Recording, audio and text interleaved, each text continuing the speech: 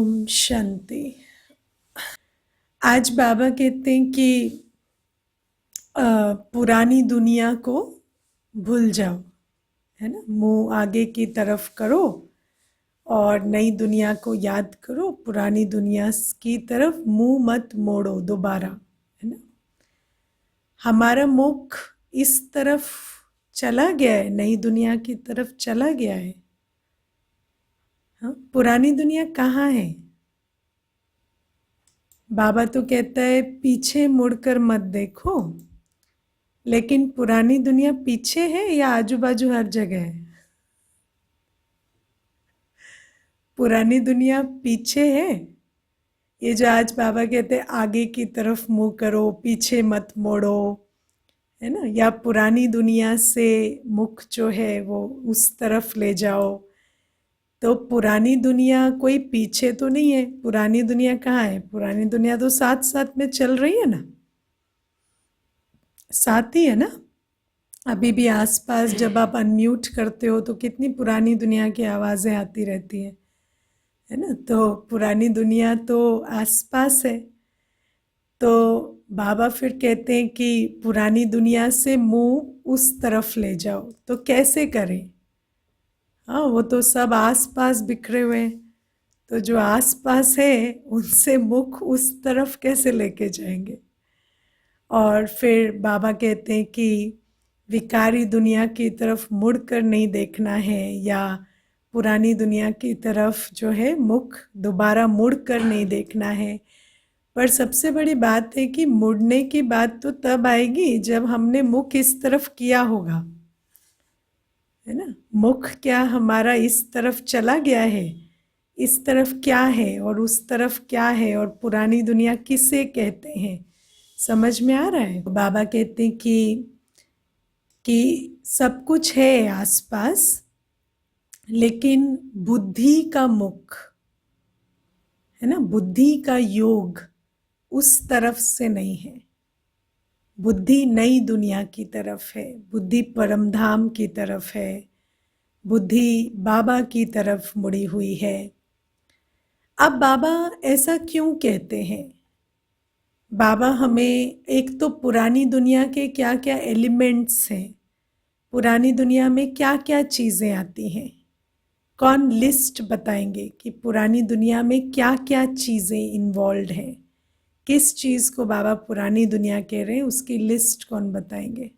मैं ना आपको एक इंसिडेंट बताती हूँ जो थोड़ा वैसे अनरिलेटेड लगता है, लेकिन it is very related to this thing.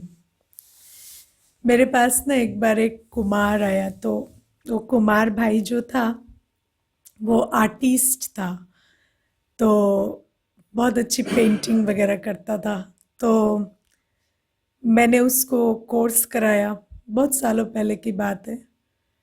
तो वो कोर्स कराता और ना दुखी हो जाता, मतलब जब को उसको आत्मा का परिचय मिला तो भी दुखी हो गया, परमात्मा का परिचय मिला तो भी दुखी हो गया। तो मुझे ना समझ ही ना आया ये इतना दुखी क्यों हो रहा है। आता रहता था पर थोड़ा दुखी हो जाता था। तो मैंने उसको कहा कि आप आते हो, कोर्स भी आपका अच्छा ही हो रहा है, फिर आपको समझ भी आ रहा है, फिर आप दुखी क्यों हो जाते हो? तो मुझे कहता है कि आपने ना मेरी लाइफ से सारा रोमांस खत्म कर दिया। पहले मैं इतना अपने बारे में रोमांटिकली सोचता था, मैं भगवान के बारे में इतना रोमांटिकली सोचता था, मैं पेंटिंग्स बनाता था तो मैं पता नहीं किस किस तरीके से भगवान को फैंटेसाइज करता था, और सोचता था ये हवा में भगवान है, ये पानी में भगवान है, ये पता नहीं हर पत्ता जो मैं ड्रॉ कर रहा हूँ इसमें भगवान है।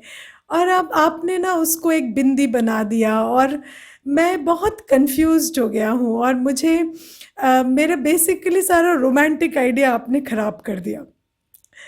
तो मैंने तो मैंने उसको बोला, देखो ट्रूथ इज़ वेरी अनरोमांटिक। तो द थिंग इज़ जो हमें जो बताया गया है वो, वैसे तो ट्रूथ इज़ वेरी ब्यूटीफुल, क्योंकि कहते हैं सत्यम शिवम सुंदरम, लेकिन वो ब्यूटी वो जो हमारा कन्वेंशनल आइडिया ऑफ रोमांस है उसमें फिट नहीं होती, या वो ब्यूटी जो है वो फिजिकल ब्यूटी नहीं है, लेकिन वो बहुत ब्यूटीफुल है। वो जो चेतना है अपने आप को जानना as a point of light, कि मैं कितना फुल ऑफ लव हूँ या पीस हूँ या ब्लिस हूँ, it is very romantic actually अगर आप सोचो। तो मैंने उसको बहुत टाइम लगाकर फिर उसको कन्विंस किया कि even this is not boring और not anything other than romantic, this is very beautiful. और फिर मैंने उसको ये भी कहा कि जो सत्यम शिवम सुंदरम कहते हैं वो कोई देहधारी को नहीं कहते, ज्योति बिंदु पिता को कहते हैं, लेकिन उस सुंदरता को रियलाइज करने के लिए आपको बुद्धि बल से उसको समझना पड़ेगा। वो कोई आंखों से देखकर सुंदरता को देखने वाली बात नहीं है, या कानों का नाद सुनने वाली। क्योंकि मैं देखती हूँ भक्ति में भी क्या होता है कि सब कुछ इंद्रिय सुख ही होता है ना, बड़े बड़े स्टीरियो लगा के गीत बजा देंगे और सब नाचेंगे रात भर, वो एटमॉस्फेयर बन जाएगा, तो उसके कारण वो जो समझेंगे कि ये जो रस है ये भक्ति रस है या ये भगवान से मिलन का रस है, लेकिन वो भगवान से मिलन का रस नहीं होता, वो इंद्रिय सुख होता है। तो इंद्रिय सुख से अतीन्द्रिय सुख, प्लेजर से हैप्पीनेस की तरफ जाना, है ना, वो एक बहुत बड़ी जर्नी है। और ये जो पुरानी दुनिया है ना, इसमें प्लेजर है।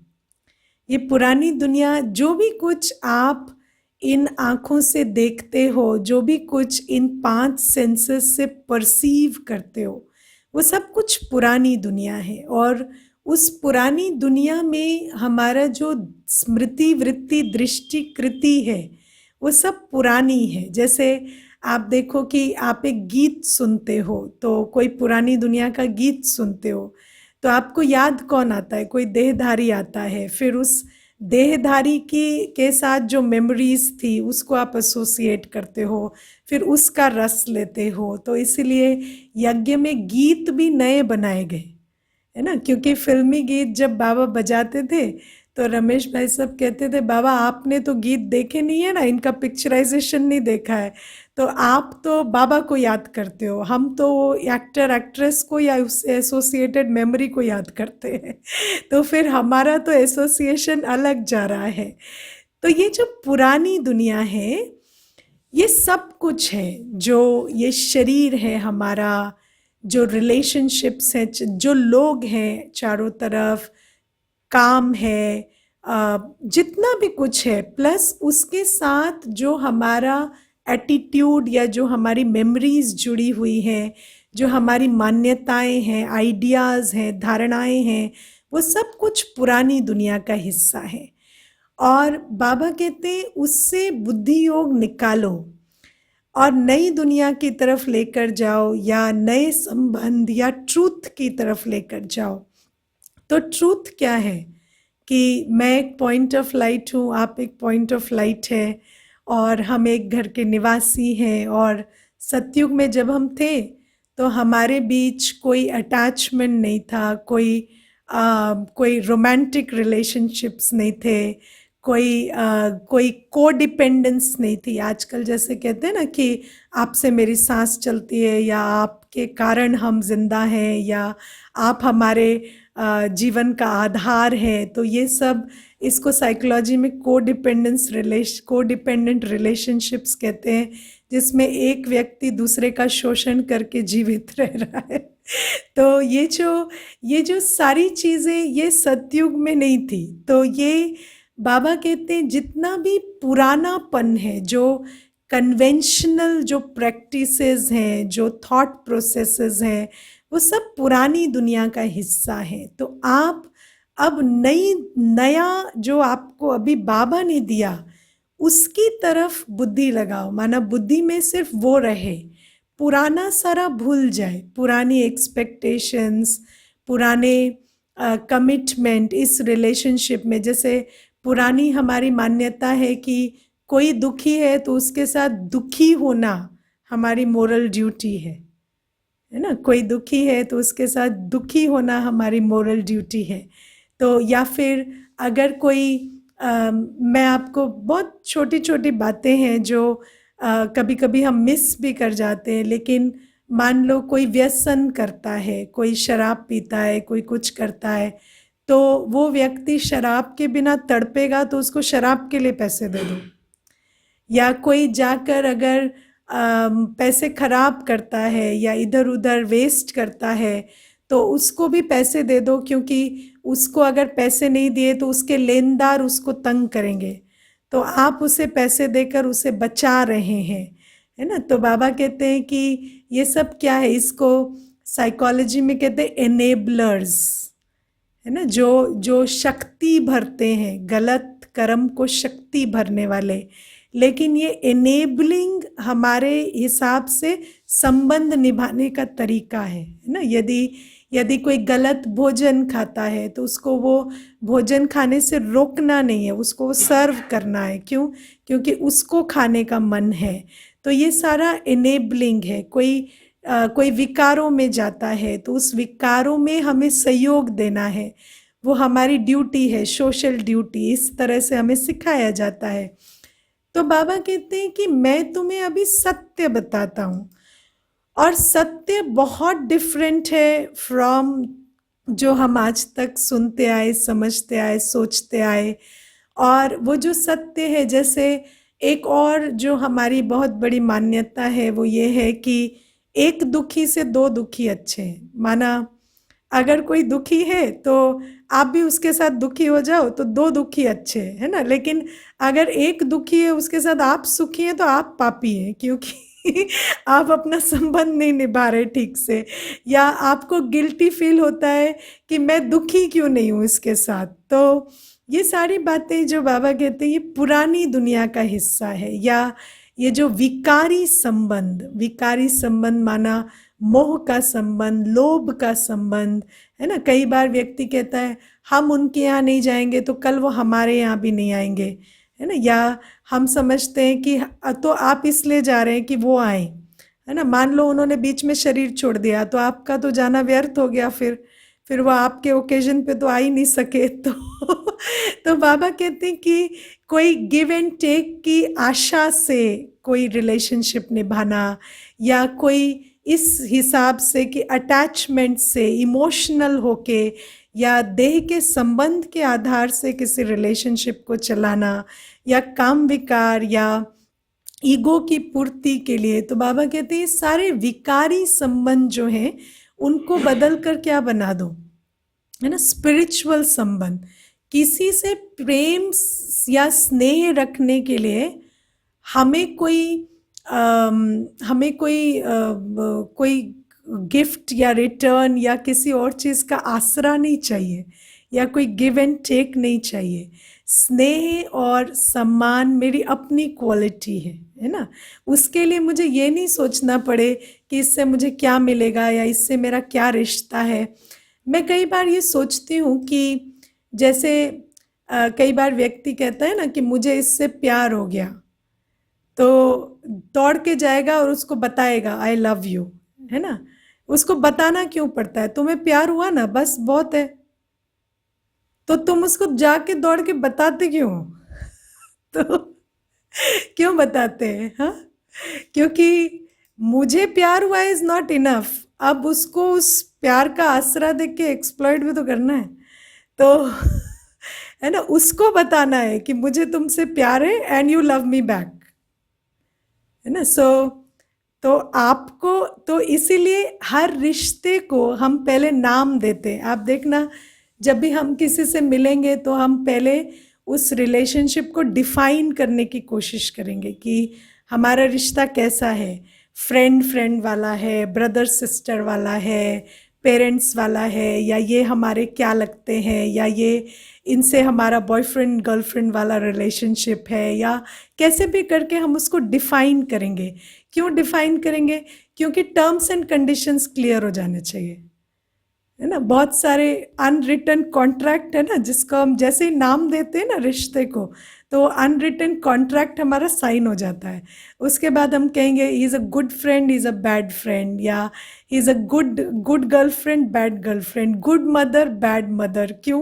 क्योंकि वो जो अनरिटन कॉन्ट्रैक्ट है उसको फुलफिल कर रहे हैं या नहीं कर रहे, उसके हिसाब से वो गुड एंड बैड होंगे, है ना। तो बाबा हमें कहते हैं कि तुम कुछ भी देने से पहले कितना सोचते हो, है ना, क्या देते भी क्या हो किसी को, है ना। दो मीठी बातें करेंगे, स्नेह से रहेंगे, सम्मान से रहेंगे, उसके लिए कितना टर्म्स एंड कंडीशंस रेडी करते हैं। वरना क्या करेंगे, अपना मुंह ऐसे सुखा कर रखेंगे और एनर्जी को ब्लॉक कर कर रखेंगे। किसी को देखकर मुस्कुराने में भी हमारे इसमें दर्द होता है ना। क्यों? क्योंकि हमारे को हम इतने अंदर, हमारे अंदर ये जो पुरानापन है ना, ये जो दुनिया की चाल चलन, किसी से मीठा बोलने में, खुश रहने में, शांत रहने में हमें बहुत एनर्जी लग रही है। इस कारण से हम इतनी सारी मेहनत करते हैं कि हम इस वजह से ये किए या उस वजह से वो किए। लेकिन बाबा कहते हैं तुम तो आत्मा हो, तुम्हारा स्वधर्म ही शांति, प्रेम, सुख, शक्ति है। तुम्हारे लिए ये कितनी बड़ी बात है। और अगर तुम इस स्वरूप में रहोगे तो तुम्हें ये देखने की ज़रूरत नहीं है कि टर्म्स एंड कंडीशंस क्या है या सामने वाले के साथ आपका रिलेशनशिप क्या है। तो बाबा कहते हैं ये जो पुरानापन है, अब आप देखो ये हुआ संबंध के संदर्भ में, फिर काम के संदर्भ में, वर्क दैट वी डू, है ना। अब आप देखो कि काम में हम कहेंगे मैंने इतना किया, मैंने इतना किया। अरे तुम कुछ नहीं भी करते तो भी तो तुम थक ही जाते। कुछ नहीं करना भी काम है। हम कर्म क्षेत्र में बैठे हैं ना, हम कुछ भी करते हैं तो हम ये क्यों सोचते हैं कि उसके बदले में मुझे क्या मिला। आपको पता है कि हमारे पास 24 घंटे हैं। 24 घंटे को पास करना बहुत बड़ा काम है। और उस 24 घंटे को पास करने के लिए हमें काम करना ही पड़ेगा। हम ये नहीं तो वो करेंगे, वो नहीं तो वो करेंगे, तो हम बेसिकली टाइम पास कर रहे हैं और हम उसे काम का नाम देकर इतने बोझिल होते जा रहे हैं। तो बाबा हमें कहते तुम कर्म क्षेत्र में हो, तुम्हें एक्सपेक्टेशन से या डिजायर से या बोझ से कर्म करने की जरूरत नहीं है। तुम्हें ये सोच कर कर्म करने की जरूरत नहीं है कि तुम्हें इस कर्म से क्या मिलेगा। तुम किस सोच से कर्म करो कि मुझे इतना कुछ मिला है तो मुझे कर्म करना तो पड़ेगा ना। अब आपको इतनी एनर्जी मिली है बॉडी में, है ना, हर 4 घंटे में भूख लगती है, खाना तो खाते हैं। अब खाना खाते हैं तो उस खाने को हजम तो करना पड़ेगा ना, या उससे जो एनर्जी मिल रही है उसको स्पेंड तो करना पड़ेगा। तो बेसिकली आप इसलिए काम ना करें कि उस काम से क्या मिलेगा। आप इसलिए काम करें क्योंकि जो इतना कुछ मिला हुआ है, ये टाइम, एनर्जी, थॉट, इसको स्पेंड करने के लिए काम करें। तो बाबा कहते हैं ये जो पुरानापन है ना, कि हम कुछ भी करते हैं तो ग्रीड से करते हैं या एक्सपेक्टेशन से करते हैं या डिजायर से करते हैं। तो बाबा कहते हैं ये सब उल्टा हो गया। पहले सतयुग में क्या था, सतयुग में भी हम उठते थे, सतयुग में भी हम काम करते थे। अब सतयुग में कोई पैसे की कमी नहीं थी, पर कोई 4 बजे के बाद सोए थोड़ी रहते थे, है ना। सतयुग में तो पंछियों के साथ उठ जाते थे ना। क्यों उठ जाते थे? इसलिए नहीं कि I have to get up, इसलिए कि getting up is natural, working is natural, being in relationships, being loveful is natural, है ना। लेकिन आज क्या हो गया, ये पुरानी दुनिया में सब कुछ उल्टा हो गया। हमें लगता है कि हम सब कुछ जो करते हैं वो विकारों के आधार के बिना नहीं कर सकते।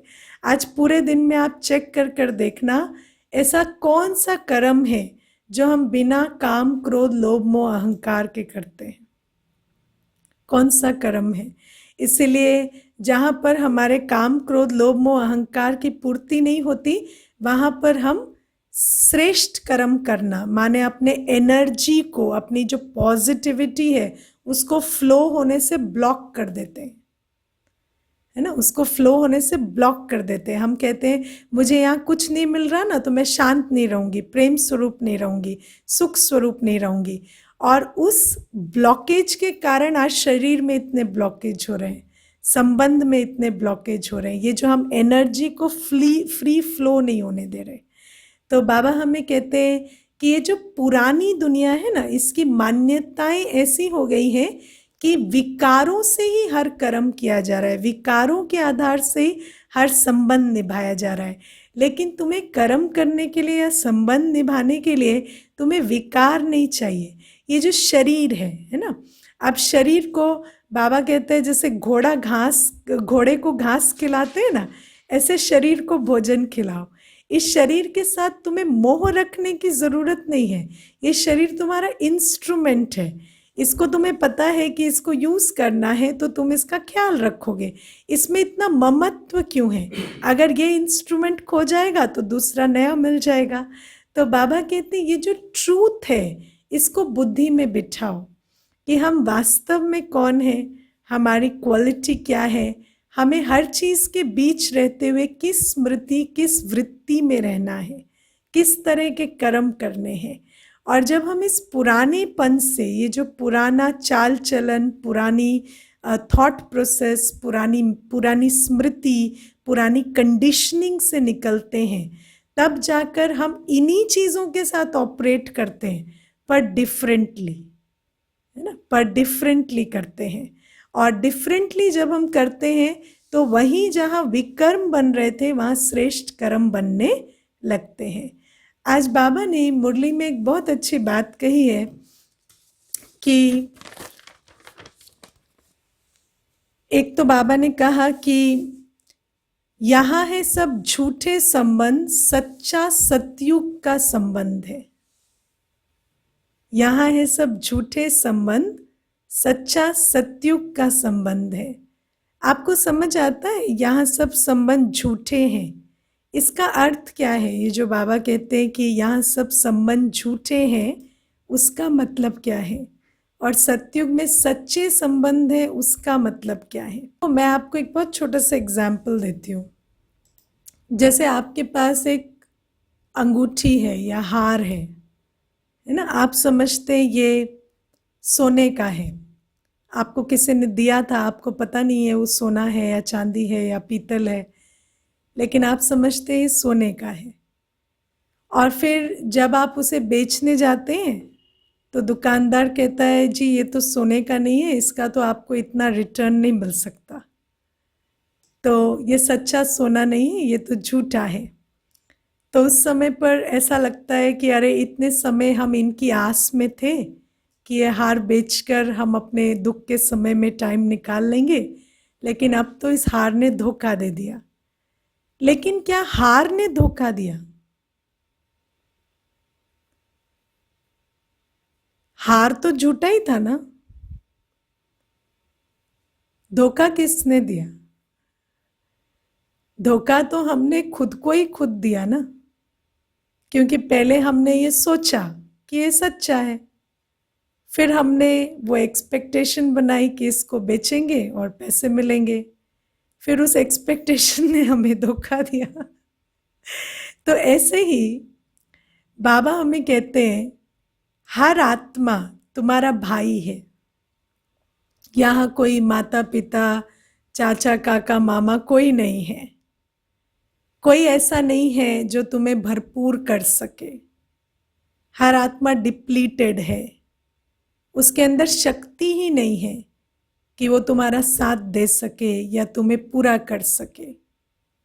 लेकिन हम क्या करते हैं, हम दुनिया के हिसाब से एक्सपेक्टेशन रखते हैं।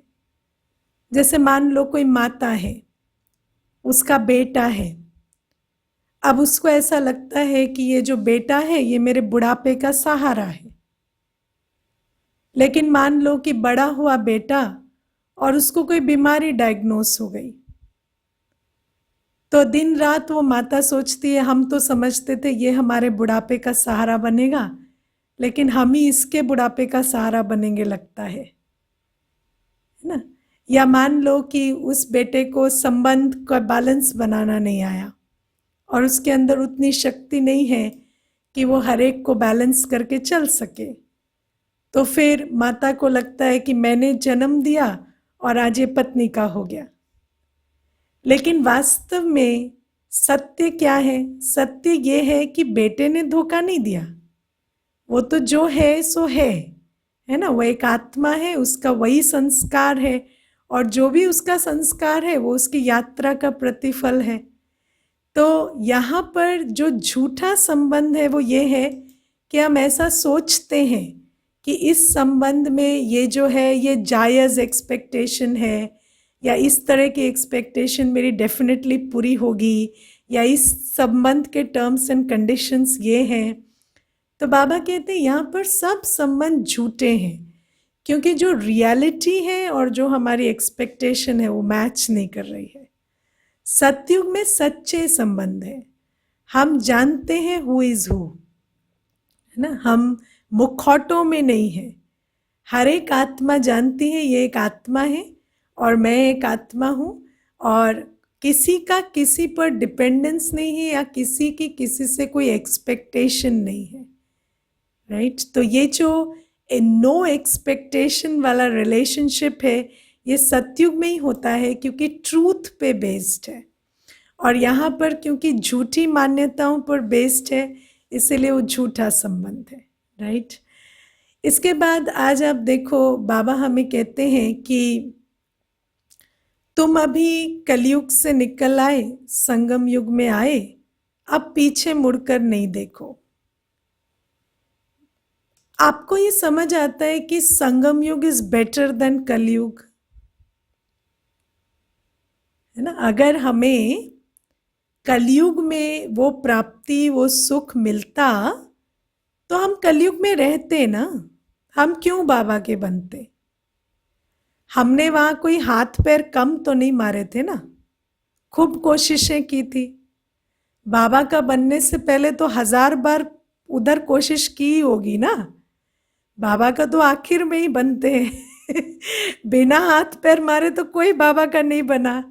जब पूरी कोशिश कर ली, है ना, वस्तु व्यक्ति वैभव से जितना सुख मिल सकता था, अल्पकाल का जितना वो इल्यूजन हम उसको सस्टेन कर सकते थे, पूरा किया। उसके बाद जब फुल्ली कन्विंस्ड हो गए कि यहाँ पर कुछ नहीं है, तभी तो हम बाबा के बने ना। फिर जब हम बाबा के बन गए तो उस बात को भूल क्यों जाते हैं कि वहां कुछ नहीं है?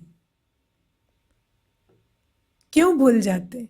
फिर जाते जब यहां से दुखी होंगे ना, कहेंगे पुरुषार्थ नहीं हो रहा है, अमृत वेला नहीं हो रहा है, तो फिर कहेंगे अरे वो विकारी संबंध ठीक थे, है ना, वो व्यक्ति तो बहुत अच्छा था, वो ऐसा था।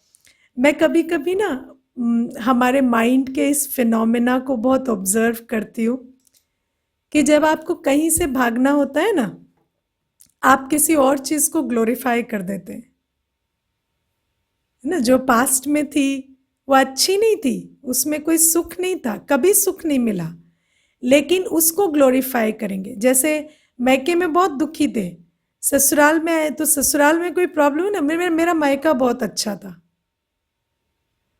है ना, और वहां की सारी जो बुराइयां थी उसको एलिमिनेट कर देंगे और सिर्फ अच्छी अच्छी बातें वहां की याद करेंगे, और जहाँ है वहां की सारी बुरी बातें याद करेंगे, और इसको जो है इसको नीचे कर देंगे, उसको अपनी बुद्धि में बढ़ा देंगे कि वहाँ सब कुछ अच्छा था, और फिर वहाँ की जो डिज़ायर के पीछे चल पड़ेंगे।